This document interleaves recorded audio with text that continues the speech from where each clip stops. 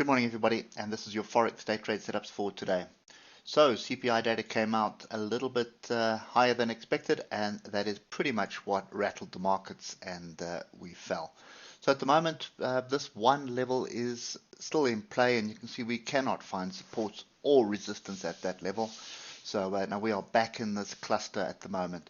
I just want to check that we have a trend line here that I want to pay attention to, which will be that one there. Okay, let's just drop down to the hour. There's nothing here really that we can see. So we've had an uptrend for the last couple of hours, and we were looking for structure, hoping that the data would sort of be kind of positive or neutral, which would then get us climbing again. That has not materialized. We've got a crossover here, so very much an opportunity to look for selling. Or should I say, look for sell opportunities. This is the area that I would be paying attention to. That's 100343. Get back up there. You're looking for a second move down. Also pay attention to this. Obviously the gap is now closed. And like I said yesterday, there was this area of 1 was an area of interest. And I think for me, get down to the 15 minutes on this during the open.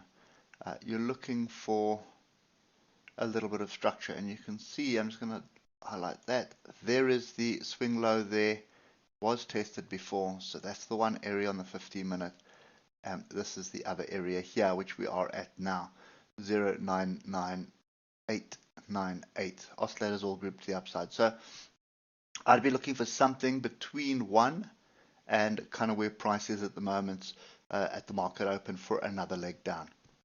Just watch out for this trend line. You may just be held up there.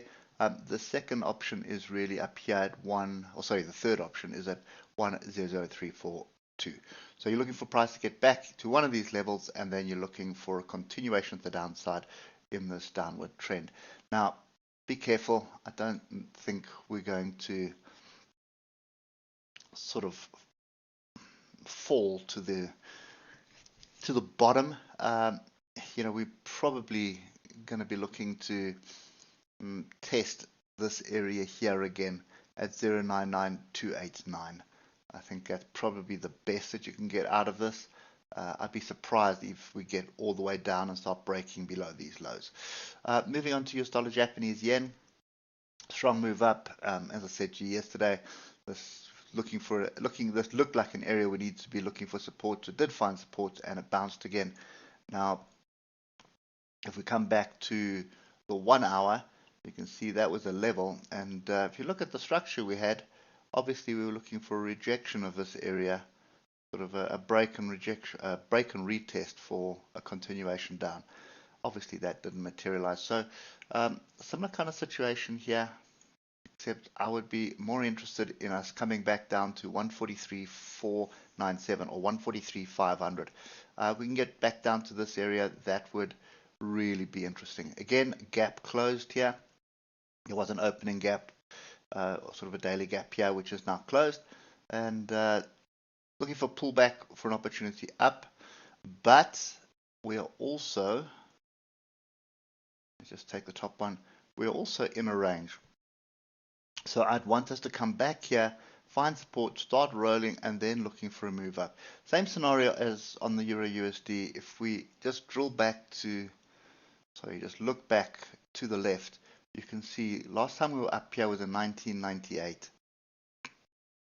And then we kind of broke above it in 1990.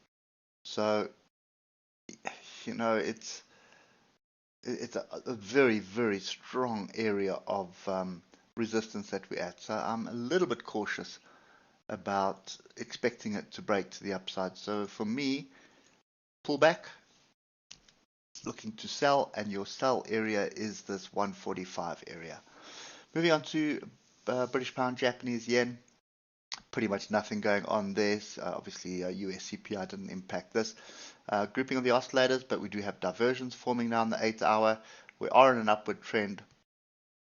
I would feel a lot more comfortable with the pullback back onto structure here, and that would be all the way down at 163.732. If we drill down to the hour, you're going to see we do have a gap here, which is a magnet. Nothing indicating here that I need to be trading this at all. Could be finding support here.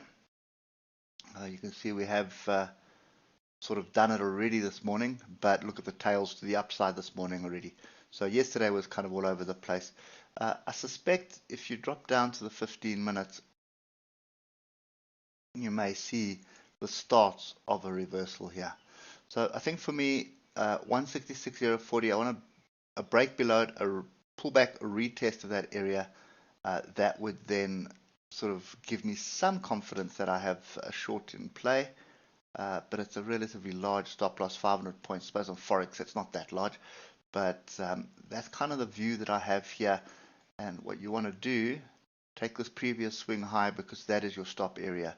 So your stop area is above 166.326, but you're going to need to break below this area and come back and retest it. So at the moment, this is sit on hands. Have a wait, just wait for the European Open and see what transpires here. But sideways at the moment, so I'm a little bit cautious. Moving on to Euro British Pound, exact same scenario here. Big up, big down. Lots going on here. This area is still in play, 0.86700. And if I drill down to the 1 hour, you'll look at yesterday's price action. That we do not trade. There's no two ways I'm even bothering to even look at this to get in. When we are all over the place around the moving averages flat, stay away from this. This is ranging or consolidating. There will be a move coming shortly. An interesting one, if you'd watch this, if you look at this on any of the strategies, Bollinger Band, Ichimoku, Bill Williams, any of the the indicator-based strategies or oscillator-based strategies, you'll see the same picture. So in Bollinger, you'll have a squeeze here. In Bill Williams, you'll have alligator sleeping. So there's so many different strategies here, which are all saying the same thing. Stay away from it. Wait for the break of whatever's going to happen. And the break needs to happen something like that. But again, it's difficult to ascertain because it could be something like that, and it couldn't even be bigger to the upside. So this is a clear sit on hands for me. And even if you drill down to the 15 minutes, you're going to see there's no ways you can trade that.